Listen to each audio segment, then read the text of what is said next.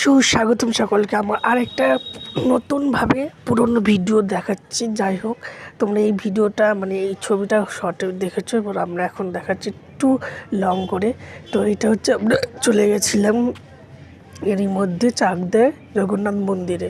তো তোমরাও যেতে পারো চাকদার জগন্নাথ মন্দিরে। আর এই যে দেখো জগন্নাথ মন্দিরটি কিছুটা সুন্দর মুহূর্ত, হাইলাইটেড মুহূর্ত তুলে ধরেছিলাম।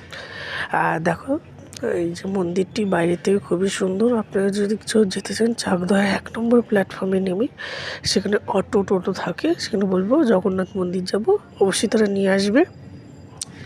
আর 50 টাকা করে নিয়েছে আমাদের 3 জনে।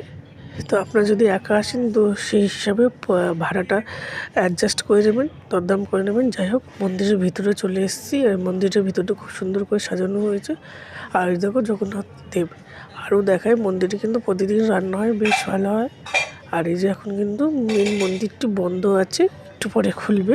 যাই হোক, তার জন্য আমরা অপেক্ষা করছি। আর এই মন্দিরের কিন্তু একটা বিশাল ইতিহাস আছে। তোমরা যদি জানতে চাও আমার ডেসক্রিপশন বক্সে ইতিহাসটা আছে, তোমরা দেখে নিও, অনেকটাই বড়। যাই হোক, এই যে এখানে সব কড়াই টড়াই রাখা আছে, দেখো কত বড় বড় কড়াই, খুন্তি, এই যে সব কিছু রয়েছে। প্রতিদিনই রান্না বান্না হয়। আর বড় করে উৎসব হলে তো এগুলো দরকার পড়েই। যাই হোক, আমরা এগুলো একটু ঘুরছিলাম কতক্ষণে মন্দিরে হলে। আর এই যে এনাকে ছাড়া তো ঢোকা মুশকিল, হচ্ছে আমাদের গরুর দেব, ঠান্ডায় শীত বস্ত্র দিয়েছে। যাই হোক, আর এই যে অবশেষে এনার দর্শন পেলাম কিছুক্ষণের জন্য। আমরা গেছিলাম আমাদের পুজোটা দেওয়ার পরেই, আবার চলে এলাম, তখন বন্ধ হয়ে গেলো। আর এই যে চারপাশটা বেশ অনেকটাই জায়গা রয়েছে। এই দেখো এদিকটা গাছপালা রয়েছে। আর ঘুরে টুরে আমাদের ঠাকুরের দেখা দর্শন হয়ে গেছে। আর বিশেষ কিছু নেই, তাই এই যে যাবো। আর ওই যে মন্দিরের ওই বড় দরজাটা, এখানে সব বাচ্চাগুলো খেলাধুলা করছে।